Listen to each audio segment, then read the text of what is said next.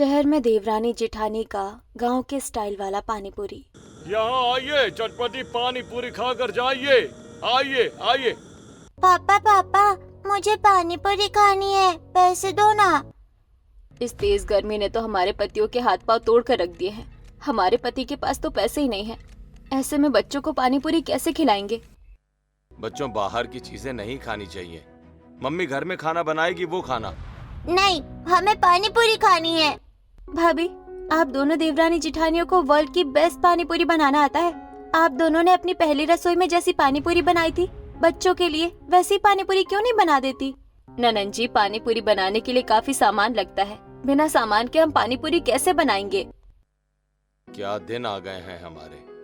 अब हम बच्चों को पानी पूरी तक नहीं खिला पा रहे, पर हम हार तो नहीं मानेंगे और कड़ी मेहनत करेंगे और अपने बच्चों को जी भरकर पानी पूरी खिलाएंगे। अरुण और नीरज पूरे जोश में फावड़ा और कुदाली उठाते हैं और अपने छोटे से घर से निकलकर तेज चिलचिलाती धूप में अपने सूखे मुरझाए खेत में आते हैं। ये क्या, कल ही हमने इतनी मेहनत से पूरे खेत में पानी भरा था, पर आज खेत देखकर ऐसा लग रहा है कि न जाने कितने दिनों से खेत में पानी ही नहीं पड़ा हो। पूरी मिट्टी सूखकर पत्थर बन गई है। ऐसी जमीन में फसल क्या, कोई घास उगाना भी मुश्किल है।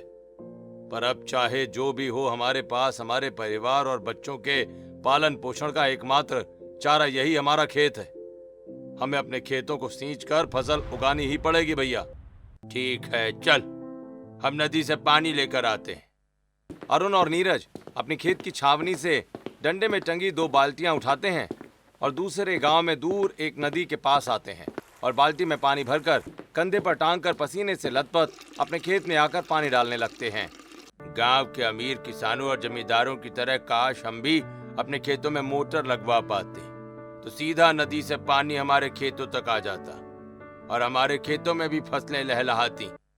पर हम गरीब किसानों के पास ना ही मोटर की व्यवस्था है भैया, ना ही हमारे गांव में कोई नदी नहर है। और इस तरह जब तक हम बाल्टियों में पानी लाकर खेत में डालते हैं, दूसरी बाल्टी डालने तक पहली बार का पानी भाप बनकर उड़ चुका होता है और अगली सुबह तक पूरा खेत एक बार फिर पत्थर की तरह जम जाता है। दोनों भाई तेज गर्मी में अपने खेत को बचाने के लिए रोज दूसरे गांव जाकर कंधे पर पानी लाकर खेतों में डालते हैं। पूरे दिन कई बार उनके पांव पर चोट लगती है और दोनों भाइयों के पांव पर छाले पड़ जाते हैं। ऐसे ही एक रात पूरा परिवार जमीन पर सो रहा होता है, तभी अनीता और नीलम की आंख खुलती है। क्या हुआ देवरानी जी, नींद नहीं आ रही क्या? कैसे नींद आएगी जेठानी जी, भूख की वजह से पेट में मरोड़ आ रहा है और बच्चों ने भी तो सही से खाना नहीं खाया है। देवरानी जी, ये सब हमारे भाग्य में लिखा है, क्या किया जा सकता है। हमारे पति भी तो दिन भर मेहनत करके बिना कुछ खाए सो गए हैं। नीलम और अनीता प्यार से अपने पतियों को देखती हैं और दोनों की नजर अरुण और नीरज के पांव पर पड़े छालों पर पड़ती है। देवरानी जी, ये हमारे पतियों के पाँव में छाले कैसे हो गए हैं, वो भी इतने बड़े बड़े छाले? जेठानी जी, सिर्फ छाले ही नहीं बल्कि चोट भी लगी है। खेतों में मिट्टी में काम करने पर चोट तो नहीं लग सकती और छाले भी नहीं पड़ने चाहिए। देवरानी जी, अभी इनके पाँव में हल्दी का लेप बनाकर लगा देते हैं। सुबह जब ये उठेंगे तब इन्हीं से पूछेंगे कहीं ये खेतों को छोड़कर कोई दूसरा काम तो नहीं करने लगे हैं। अनीता हल्दी का लेप बनाती और फिर अपने पतियों के पांवों पर हल्दी का लेप लगाती है। ऐसे ही रात बीतती है और अगली सुबह अरुण और नीरज की आंख खुलती है। सभी अरुण और नीरज को घेर कर खड़े होते हैं। ये आप सभी हमें घेर कर क्यों खड़े हैं? और ये हमारे पाँव में हल्दी किसने लगाई है? ऐसा कौन सा काम कर रहे हो तुम लोग जो तुम्हारे पाँव में छाले हो रहे हैं? और अगर कुछ दूसरा काम कर रहे हो तो घर में क्यों नहीं बताया? अरे बिल्कुल नहीं, हम खेती के सिवा और कोई दूसरा काम नहीं करते हैं। बच्चों, माना तुम पर घर की जिम्मेदारियां हैं, पर इतना भी क्या मेहनत करना कि पाँव पर छाले पड़ जाएं। ऐसे तो तुम्हारी तबीयत खराब हो जाएगी भाई। भैया, आप लोग खेतों में ऐसा क्या काम करते हैं जो आपके पैरों में इतने छाले पड़े हुए हैं? हमारे खेतों में कहीं भी पानी की व्यवस्था नहीं है और इतनी तेज गर्मी पड़ रही है। हमारे खेत को सींचने के लिए हमारे पास पानी की कोई व्यवस्था नहीं है, इसलिए हम दूसरे गांव जाकर नदी से बाल्टी में पानी भर भर कर लाते हैं। इस वजह से हमारे पाँव में छाले पड़ गए हैं और हमारी इतनी मेहनत के बाद भी हमारा खून पसीना बेकार होता जा रहा है। इतनी तेज गर्मी में हमारी जमीन फसल नहीं उगा पा रही है। दोनों भाइयों की परेशानी देख दोनों देवरानी जेठानी तेज धूप में पसीने से लथपथ होकर अपने मुरझाए हुए खेत में आती हैं। हे भगवान, ये क्या हुआ हमारे खेतों को? और ये जमीन ऐसी लग रही है कि मिट्टी नहीं पत्थर है। हर रोज हम इस मिट्टी को नरम बनाए रखने के लिए इसमें पानी डालते हैं, पर इतनी तेज धूप हो रही है कि इसका कोई फायदा नहीं होता है। हमें रोज गांव के बाहर से पानी लेकर आना पड़ता है और सारी मेहनत बर्बाद हो जाती है। हमारे ख्याल से आप दोनों को अपनी मेहनत इस खेत में बर्बाद नहीं करनी चाहिए। इस तेज गर्मी और पानी के अभाव की वजह से खेती करना मुश्किल है। फिलहाल हमें खेत के भरोसे नहीं बैठना चाहिए। जब तक भीषण गर्मी है और सूरज आग उगल रहा है, खेती तो संभव नहीं है। हमें कुछ और उपाय ढूंढना पड़ेगा। अगले दिन दोनों भाई गांव के लेबर चौक पहुंचते हैं। वहां एक भी मजदूर ना दिखने की वजह से नीरज नकुल से पूछता है, भैया इस लेबर चौक पर तो काफी लेबर बैठते रहते हैं और अभी एक भी लेबर नहीं, कहाँ गए सारे लेबर? अरे तुम्हें नहीं पता क्या भैया, ये पूरा घाट अब किसी ने खरीद लिया है। बस स्टैंड सरकारी था भैया, उसे कैसे कोई खरीद सकता है? अरे सरकारी जगह होने का मतलब ये नहीं है कि कोई खरीदने की कोशिश नहीं करेगा। कई लोग मौका देखकर ऐसी जगहों को खरीद लेते हैं भैया। दोनों भाई आपस में लोकल आदमी से बातें कर रहे होते हैं कि तभी वहां एक हवलदार आता है और दोनों को डांट कर वहां से भगा देता है। अब गांव में लेबर का भी काम नहीं मिलेगा। अगर हमें लेबर का भी काम नहीं मिला तो हमारे घर का चूल्हा कैसे जलेगा? क्या करेंगे हम? अब हम क्या कर सकते हैं भैया, घर चलते हैं, हमारी पत्नियां ही हमें कुछ आइडिया दे सकती हैं। पूरा दिन अरुण और नीरज लेबर का काम ढूंढते हैं, लेकिन निराश होकर शाम के वक्त घर लौट आते हैं। आप दोनों इतना निराश क्यों हैं? क्या हुआ? क्या हुआ जी? आप दोनों भाइयों के चेहरे क्यों लटके हुए हैं? क्या बताएं भाभी, आप लोगों ने कहा था ना कि खेत में कुछ नहीं हो सकता, हमें कोई और काम करना चाहिए। तो हम मजदूरी का काम ढूंढने लेबर चौक पर गए थे कि कोई ना कोई तो मजदूरी का काम हमें दे भी देगा, पर उस लेबर चौक को किसी अमीर आदमी ने खरीद लिया है और साथ ही पुलिस ने भी हमें लेबर का काम करने से मना कर दिया है। कहती है सरकार ने यहाँ लेबर का काम बंद करवा दिया। अब ऐसे में हम क्या करें, हमें समझ ही नहीं आ रहा था, तो हम घर वापस चले आए। सरकार ये समझती है कि इतनी तेज धूप में गरीब मजदूरों के काम करने पर उनकी जान को खतरा हो सकता है, पर ये नहीं सोचती कि अगर वो गरीब मजदूर काम ही नहीं करेंगे तो उनका घर कैसे चलेगा। ऐसे ही रात बीतती है और फिर अगली सुबह, मम्मी बहुत जोरों की भूख लगी है, पेट में चूहे दौड़ रहे हैं, कुछ खाने को दो ना। हाँ भाभी, कल रात को भी पेट नहीं भरा था और आज तो आपने अभी तक चूल्हा ही नहीं जलाया। हाँ, हमें चूल्हा जलाने में थोड़ी देर हो गई। आप लोग बस थोड़ा इंतजार कीजिए, हम अभी खाना बनाते हैं। इतना कहकर नीलम अनीता के साथ घर के बाहर आती है। अब हम क्या करेंगे? घर में तो राशन बचा ही नहीं है और ना ही हमारे पास इतने पैसे हैं कि हम अभी जाकर राशन लाएं। अब अपने पड़ोसियों के सामने हाथ फैलाने के अलावा मुझे दूसरा कोई चारा नहीं दिखता। इतना कहकर नीलम और अनीता अपनी पड़ोसन विमला के घर पहुंचती हैं। तो जैसे करीब मेरे दरवाजे पर क्या करने आई हो? हम काम की तलाश में आपके पास आए हैं। क्या आप हमें कुछ काम और फिलहाल पेट भरने के लिए कुछ दे सकती हैं? तुम गरीबों के लिए मेरे पास कोई काम नहीं है और न ही मुफ्त का राशन पड़ा हुआ है जो मैं तुम्हें दे दूं। हट्टे कट्टे मर्द हैं, कमाकर घर का पेट नहीं भर पा रहे हैं क्या? हमारे पति हमारा पेट पालने के लिए बहुत मेहनत कर रहे हैं, पर इस गर्मी की वजह से कामयाब नहीं हो पा रहे हैं। आपके पास जो बचा कुचा हो हमें दे दीजिए, हम उसी में गुजारा कर लेंगे। कल रात की बासी चावल है जो मैंने फेंकने के लिए रखी थी, वही दे देती हूँ। यही रुको, मेरे पास थोड़े चावल बचे हैं, वो तुम्हें दे देती हूँ। इतना कहकर विमला अपने घर में जाती है और एक छोटी कटोरी में बचे हुए चावल लाकर नीलम और अनीता को दे देती है। चावल लेकर नीलम और अनीता अपनी रसोई में चली आती हैं। जेठानी जी, ये चावल तो काफी चिपचिपे हो गए हैं, इसका अब हम क्या करें? देवरानी जी, चावलों को थोड़ा ठंडे पानी में धो लेते हैं, इससे इनका चिपचिपापन खत्म हो जाएगा और फिर थोड़े नमक प्याज के साथ भून लेते हैं। खाने में अच्छा भी लगेगा और सबका पेट भी भर जाएगा। नीलम और अनीता बासी चावलों को धोकर कढ़ाई में भून लेती हैं और फिर सभी को 2-2 चम्मच चावल परोस देती हैं। ये क्या बहू, सिर्फ 2 चम्मच चावल? इतने चावल में तो बच्चों का पेट भी नहीं भरेगा। बहू ने जो बनाया है चुपचाप खा लीजिए, वरना फिर भूखे ही रहना पड़ेगा। पूरा परिवार नाम मात्र के चावल खाकर और पानी पीकर अपना गुजारा करता है। ऐसे ही आज का दिन बीतता है और अगले दिन दोनों भाई गांव के एक फैक्ट्री में मालिक आशुतोष से काम मांगते हैं। गांव में सूखा पड़ने की वजह से पहले ही काफी किसानों को मैं नौकरी दे चुका हूं, इससे ज्यादा नौकरी नहीं दे सकता मैं। दोनों भाई निराश होकर वापस लौट आते हैं। घर में राशन ना होने की वजह से घर का चूल्हा भी नहीं जलता और सब पानी पीकर रात बिताते हैं। अगली सुबह नीलम और अनीता अपनी गरीब सहेली मीना से बात कर रही होती हैं। क्या तुम्हारे खेतों में भी फसल नहीं उग रही है? हमारे खेतों में भी फसल नहीं उग रही है और गांव में कोई काम भी नहीं मिल रहा है। पर आज मैंने देखा तुम्हारे घर में चूल्हा जला है और बच्चे खाना खाते हुए बड़े खुश थे। तूने क्या पहले से कुछ पैसे बचा रखे थे? हम गरीबों की रसोई में आधा चम्मच नमक नहीं जुटता है, ऐसी हालत में पैसे कहाँ से जुटेंगे?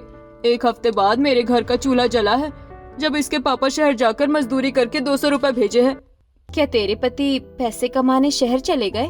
हाँ, मेरी बात मानो तो तुम भी अपने पतियों को शहर भेज दो। शहर में पैसे कमाने के बहुत से तरीके हैं। हमारे पतियों को गांव और अपने घर से बहुत लगाव है।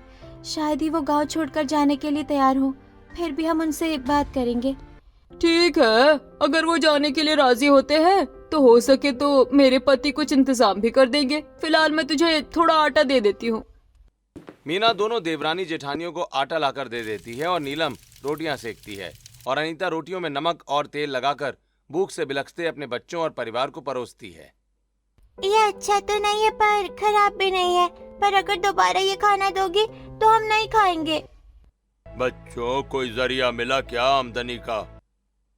नहीं पापा, आमदनी का कोई जरिया नहीं मिला। हमारी पड़ोसन मीना के पति शहर गए हैं पैसे कमाने और पहले दिन उन्हें काम भी मिल गया। तो क्या हम लोग भी शहर चल सकते हैं पैसे कमाने? नहीं, हम शहर नहीं जाएंगे। हम अपना गांव छोड़कर शहर नहीं जाएंगे। जो है जैसा है यहीं रहेंगे। ऐसे ही रात बीती और अगले दिन सुबह घर का मकान मालिक विजय प्रकाश अपने आदमियों के साथ आता है। मेरा महीना लगे 1 हफ्ता हो गया है और अभी तक तुम लोगों ने पैसे नहीं दिए हैं। जल्दी मेरा पैसा दो। देखिए, अभी तो हमारे पतियों के पास कोई काम नहीं है। उन्हें जैसे ही कुछ काम मिलता है वो आपके पैसे दे देंगे। अच्छा, तो जब पैसे हो तब मेरे घर में रहने आना। अभी खाली करो मेरा घर। मकान मालिक जी, हमारे साथ ये जुल्म मत कीजिए। हमें घर से मत निकालिए। अरे नहीं नहीं, मेरा घर खाली करो, करो जल्दी। मैं बेरोजगारों पर भरोसा नहीं करता भाई। विजय प्रकाश अपने आदमियों से घर का सामान बाहर फेंकवाने लगता है और पूरा परिवार अपनी पोटलियां बांधकर घर के बाहर आ जाता है। विजय प्रकाश घर के दरवाजे पर ताला लगा देता है। वो देखो, हट्टे कट्टे पति हैं, फिर भी ये लोग बेघर हो गए। ये निकम्मापन नहीं तो और क्या है। अब हमसे कोई मदद की उम्मीद न रखे। मैं खुद पैसों की तंगी से जूझ रही हूँ, वरना मैं तुम लोगों की मदद जरूर करती। हाँ, इतना कह सकती हूँ कि अगर तुम लोग शहर चले जाओ तो सर छुपाने के लिए जगह का इंतजाम करवा सकती हूँ।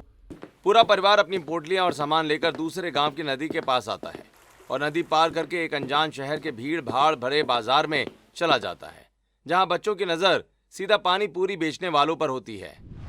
मम्मी पापा, वो देखो पानी पूरी, हमें बहुत भूख लगी है, पानी पूरी खिला दो। ये कैसी पानी पूरी खिला रहे हैं ये लोग? पैकेट के मसाले का इस्तेमाल कर रहे हैं। क्या शहर में लोग ऐसी पानी पूरी खाते हैं? नीलम इतना कहती है कि तभी मीना के पति का भेजा हुआ कृष्णलाल ये बात सुन लेता है। इस बाजार में सालों साल से ये लोग पानी पूरी बेच रहे हैं और यहाँ के लोग पानी पूरी खाते आए हैं और तुम इनके पानी पूरी में कमियां निकाल रही हो। चाचा, मेरी भाभियाँ बिल्कुल सही कह रही है। मेरी भाभियाँ इन लोगों से बहुत ज्यादा अच्छी पानी पूरी बना सकती है। अरे चुप हो जाओ तुम लोग, क्यों बड़ों के मुंह लग रही हो? अरे नहीं नहीं, मुंह लगने वाली बात नहीं है। चलो मैं तुम्हें तुम्हारा घर दिखा देता हूँ और फिर तुम मुझे पानी पूरी बनाकर खिलाना है, ठीक है? मैं भी तो देखूं कितनी अच्छी पानी पूरी बनाती हो तुम लोग। कृष्णलाल पूरे परिवार को अपने छोटे से घर में लेकर आता है, जहाँ छोटा सा चूल्हा और पानी पूरी बनाने का सारा सामान रखा होता है। ये है तुम लोगों का घर और वो रही रसोई। अब तुम दोनों देवरानी जेठानी मुझे पानी पूरी बनाकर खिलाओ। हाँ? नीलम और अनीता रसोई में आती हैं। अनीता पानी पूरी की पूरियों के लिए आटा गूंथती है, वहीं नीलम आलू उबालकर और खड़े मसाले पीसकर चोखा तैयार करती है और खट्टा पानी बनाती है। पानी पूरी तैयार है, आप लोग बैठ जाइए, हम सभी को खिलाते हैं। अनीता और नीलम गर्म गर्म पानी पूरी में चोखा और खट्टा पानी डालकर सभी को खिलाती हैं। अरे सच में ये तो गजब का स्वाद है। ऐसे स्वादिष्ट पानी पूरी मैंने अपने पूरे जीवन में कभी नहीं खाई भाई, और ना ही शहर में ऐसी कोई पानी पूरी बनाता है। भाई साहब, ये इन गाँव की देवरानी जेठानी की स्पेशल गाँव के स्वाद वाली पानी पूरी है। तुम लोग फिजूल में ही रोजगार की तलाश करते हुए शहर आ गए भाई। अगर ये पानी पूरी तुम गांव में ही बेचते तो शायद वहाँ भी अच्छी कमाई होती, पर अब तुम ये पानी पूरी शहर में बेचो। यहाँ के लोगों में पानी पूरी का बड़ा अलग क्रेज और ट्रेंड चलता है। कई बच्चे तो कंपटीशन करने और वीडियो बनाने भी आते हैं। अब मैं चलता हूँ, तुम लोग मेरी बात पर गौर जरूर करना। हाँ, इतना कहकर कृष्णलाल वहाँ से चला जाता है।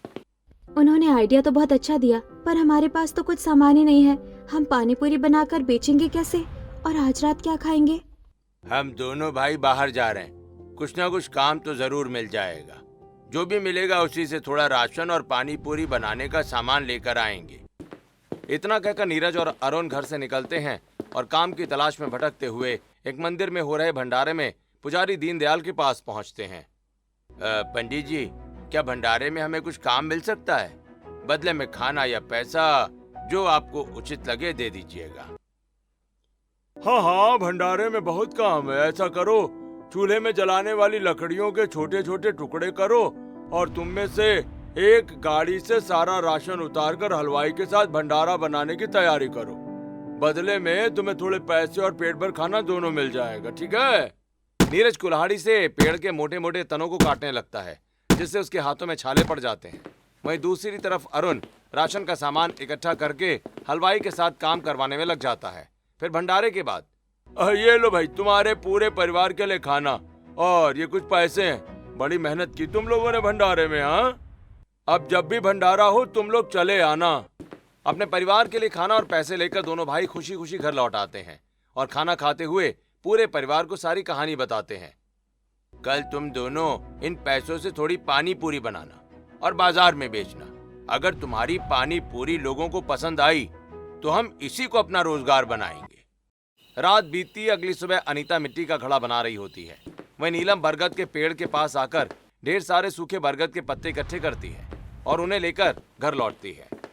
देवरानी जी, बरगद के सूखे पत्ते तो मैं ले आई हूँ, अब बस पानी पूरी बनाने का सामान लाना है। दोनों देवरानी जेठानी एक दुकान में आती हैं और थोड़े से पानी पूरी का सामान और थोड़े गोटे मसाले खरीदकर अपनी रसोई में आती हैं और मसाले भूनकर उनका पाउडर बना लेती हैं और गर्मा गर्म पानी पूरी और आलू भी तैयार कर लेती हैं। दोनों देवरानी जेठानी तैयार है शहर को अपना गांव के स्टाइल वाला पानी पूरी खिलाने के लिए?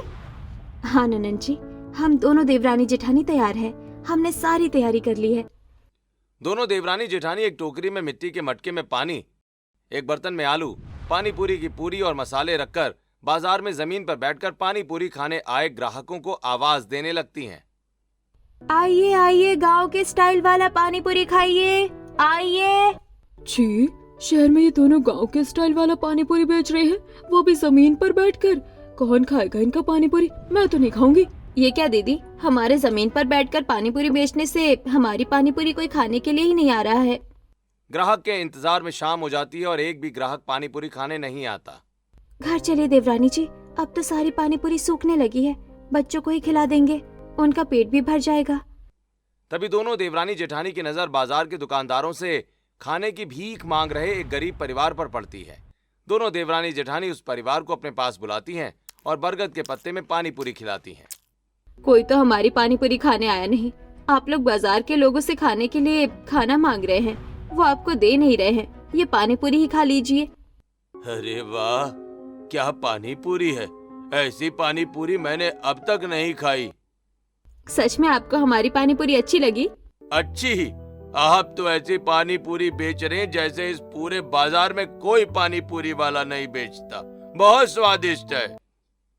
सच में इतना टेस्टी है क्या? वैसे मुझे मन तो नहीं था जमीन पर बैठे हुए लोगों का पानी पूरी खाने का, पर जरा एक बार मुझे टेस्ट करवाइए। आखिर ही बचा है, लीजिए खाकर देखिए। दोनों देवरानी जेठानी बरगद के सूखे पत्तों की कटोरी बनाकर आखिरी पानी पूरी रागिनी को खिलाती हैं।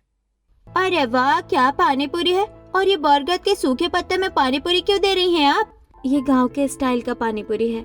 हम बरगद के सूखे पत्तों में पानी पूरी खिलाते हैं, इससे सूखे पत्तों का इस्तेमाल भी हो जाता है और पर्यावरण को प्रदूषण भी नहीं होता। मुझे और पानी पूरी खिलाइए। अब तो पानी पूरी नहीं है, जो था हमने इन्हें खिला दिया। ये पकड़ो 100 रुपए। कल मैं पूरे 100 रुपए की पानी पूरी खाऊंगी। मेरे लिए पानी पूरी बचा कर रखना, मैं सुबह ही आऊंगी। दोनों देवरानी जेठानी 100 रुपए से पानी पूरी बनाने का सारा सामान, कुछ खास गोटे मसाले और थोड़ा राशन खरीद कर घर लौटती हैं। घर लौटकर अनीता चूल्हा जलाकर खाना बनाती है और सभी को परोसती है।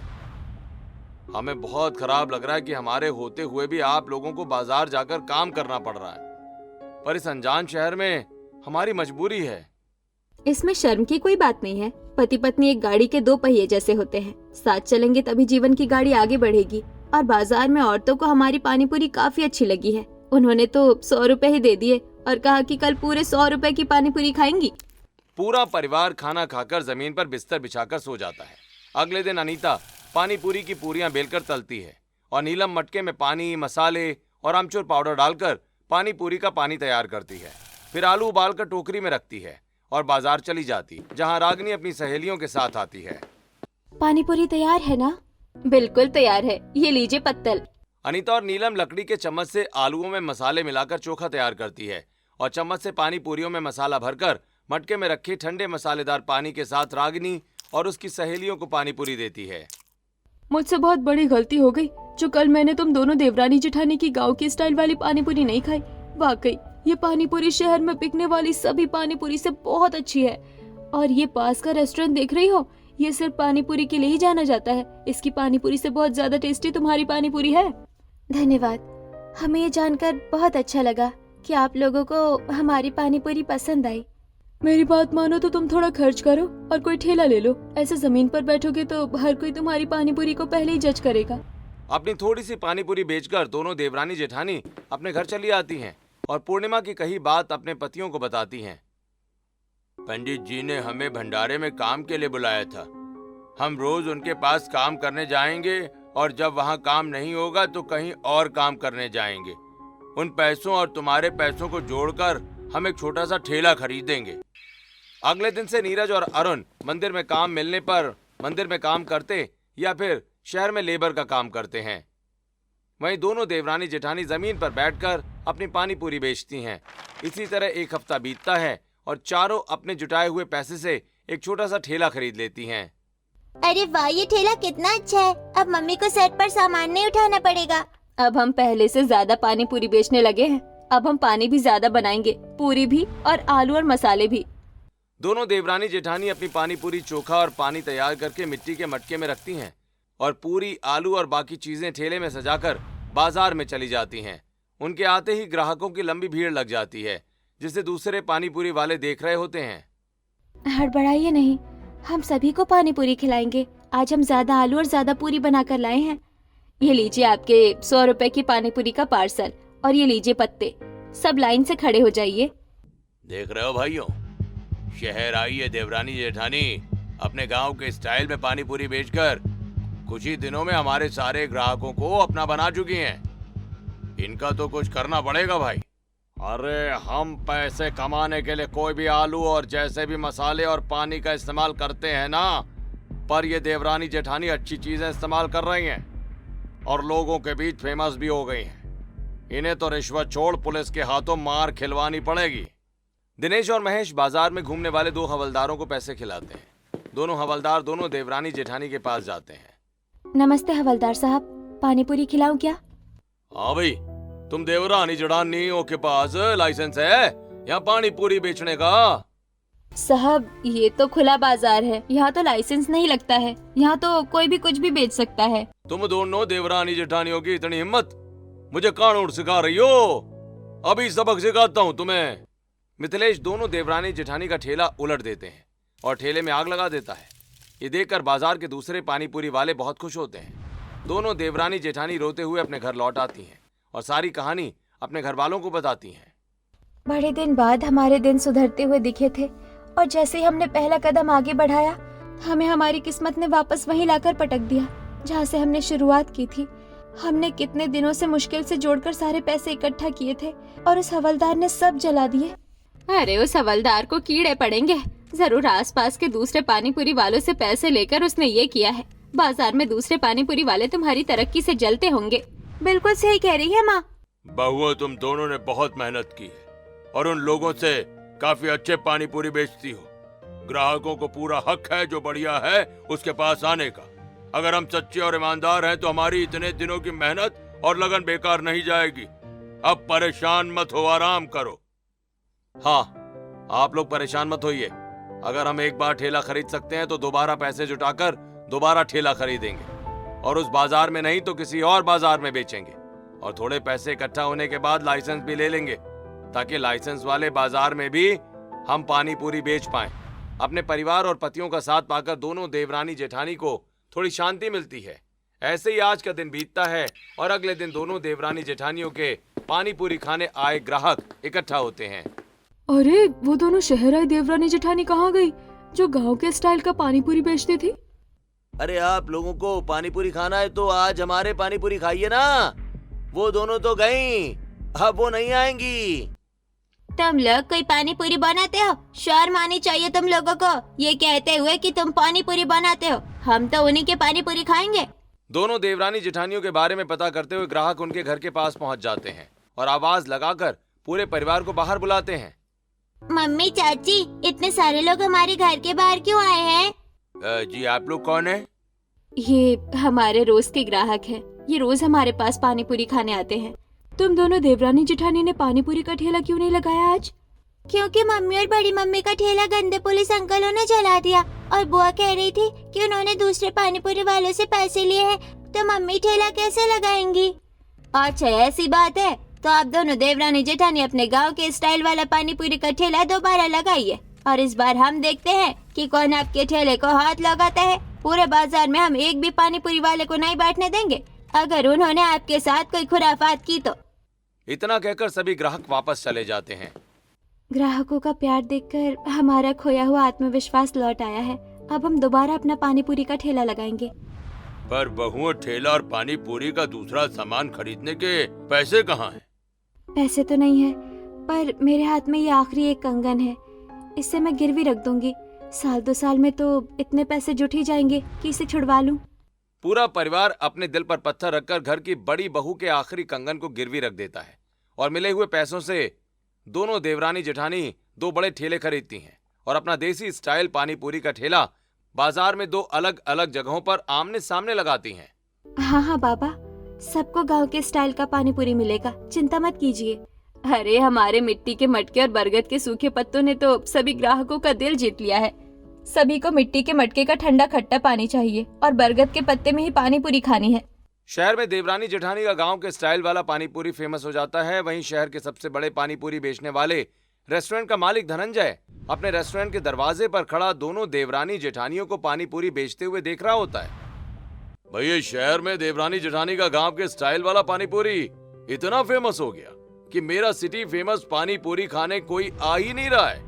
मैंने सोचा था कि बाजार के छोटे मोटे पानी पूरी वाले इनका बंदोबस्त कर देंगे, पर इन गधों से कुछ नहीं होने वाला। अब ये मेरा बिजनेस खत्म करें उससे पहले मैं इन्हें जड़ से उखाड़ फेंकूंगा। ऐसे ही आज का दिन बीतता है और अगले दिन विक्रम और सुरेश अनीता के पास पानी पूरी खाने आते हैं। वहीं निधि और सुकृति नीलम के पास पानी पूरी खाने आती हैं। मैंने बहुत नाम सुना है आपके पानी पूरी का, जरा मुझे 1 प्लेट पानी पूरी दीजिए। हमारी गिनती मत करिएगा, हम कितने पानी पूरी खाते हैं बस खिलाते रहिएगा। दोनों देवरानी जेठानी ग्राहकों को पानी पूरी खिलाना शुरू करती हैं और पानी पूरी खाते ही विक्रम और सुकृति पेट पकड़कर दर्द से छटपटाने लगते हैं। क्या खिला दिया?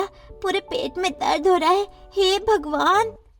अरे पिछले 1 महीने से पानी पूरी खा रहा हूँ और आज पेट में दर्द शुरू हो गया। आए, पहले आप लोग मेरे पानी पूरी खाते थे, अब इन गांव के स्टाइल वाली देवरानी जेठानी के पानी पूरी खा रहे हो तो बीमार तो पड़ोगे ही। ये देवरानी जेठानी जरूर अपने पानी पूरी को स्वादिष्ट बनाने के लिए कुछ गलत चीज मिलाती हैं, तभी 1 महीने से रोज पानी पूरी खा रहे इन दोनों की तबीयत खराब हो गई। अच्छा, और जिनकी तबीयत खराब नहीं हुई? हाँ, तो जिनकी तबीयत नहीं खराब हुई है उनसे कहो कि वो भी पानी पूरी खाते रहें, और जब खून की उल्टियां करने लगेंगे तब समझ में आएगा। हम पानी पूरी में कोई गलत चीज नहीं मिलाते हैं। झूठ बोल रही है ये दोनों। ये जरूर पानी पूरी में कुछ मिलाती है जिसका टेस्ट अच्छा होता है, पर तबीयत खराब होती है। बाजार की भड़की हुई भीड़ दोनों देवरानी जेठानियों का ठेला तोड़ देती है और दोनों देवरानी जेठानी रोते हुए अपने घर आकर और सारी कहानी घर वालों को बताती हैं। आखिर भगवान चाहता क्या है? क्यों हमें तरक्की नहीं दे रहा है भगवान? क्योंकि तुम धनंजय को टक्कर देने आए थे। आप तो वही सिटी फेमस पानीपुरी के रेस्टोरेंट वाले हैं ना? हाँ, और तुम्हारा धंधा मैंने ही बिगाड़ा है। अब चुपचाप शहर छोड़कर चली जाओ, क्योंकि इस पूरे शहर में पानी पूरी के नाम पर सिर्फ मैं फेमस होऊंगा और कोई भी नहीं। तूने हमारी बीवियों के पानी पूरी का नाम खराब किया है, हम तुझे छोड़ेंगे नहीं। बाजार में मैंने 15 आदमी भिजवाए थे, उन्होंने ही तुम्हारे ठेले को तोड़ा है। सोचो जब मैं गुंडे भेजूंगा तो कितने गुंडे भेजूंगा। खबरदार जो मुझसे भिड़ने की कोशिश की, ये पकड़ो पैसे, चुपचाप शहर छोड़कर चले जाओ यहां से। धनंजय नीरज के हाथ में गांव जाने के पैसे रखकर वापस चला जाता है। इसने हमारे बच्चों के भविष्य के साथ खिलवाड़ किया। अब तो मैं इसे ऐसा बर्बाद करूंगी कि शहर में क्या, पूरे भारत में ये पानीपुरी नहीं बेच पाएगा। छोटी भाभी आज तक कभी किसी पर गुस्सा नहीं हुई, अब तो ये धनंजय क्या। अगले दिन दोनों देवरानी जेठानी फूड इंस्पेक्टर के साथ धनंजय के रेस्टोरेंट में घुस जाती हैं। इंस्पेक्शन में सड़े आलू, मिलावटी मसाले और मैदा सूजी बरामद होते हैं। सर, कुछ ले देकर मामला रफा दफा कीजिए ना। कहाँ आप इन देवरानी जेठानी के चक्कर में पड़ रहे हैं? रफा दफा तो मैं तुझे करूंगा। तेरा फूड लाइसेंस रद्द होगा और तू जाएगा जेल। पर मेरे रेस्टोरेंट का राज इन देवरानी जेठानी को पता कैसे चला? हमने तेरे आदमियों को बाजार में कई बार सड़े हुए आलू खरीदते देखा है। हम तभी समझ गए थे कि तू रेस्टोरेंट के अंदर क्या करता है। धनंजय के सारे लाइसेंस कैंसिल हो जाते हैं और धनंजय को जेल हो जाती है। वहीं दोनों देवरानी जेठानी एक बार फिर अपने गांव के स्टाइल वाला पानी पूरी बेचना शुरू करती हैं। ऐसे ही 1 साल बीतता है और अब ठेला एक पूरी दुकान में बदल चुका है और उनकी गांव की स्टाइल वाली पानी पूरी का क्रेज पूरे शहर में फैल जाता है। हेलो गाइस, अगर आप भी गांव के स्टाइल वाला पानीपुरी खाना चाहते हैं तो नीचे दिए गए एड्रेस पर आए, और अगर आप घर बैठे खाना चाहते हैं तो नीचे दिए गए नंबर पर कांटेक्ट करें। दोनों देवरानी जेठानी अपने गांव के स्टाइल वाले पानी पूरी को ऑनलाइन लाती हैं और शहर और गांव में अपना घर बनवाती हैं। गांव के खेतों को बटाई पर देकर भारी मात्रा में आलू उगवाती हैं, जिन्हें अपनी फ्रेंचाइजी में इस्तेमाल करती हैं और शहर में बेचती हैं, और गांव के स्टाइल वाला पानीपुरी बेचकर हंसी खुशी जीवन बिताती हैं।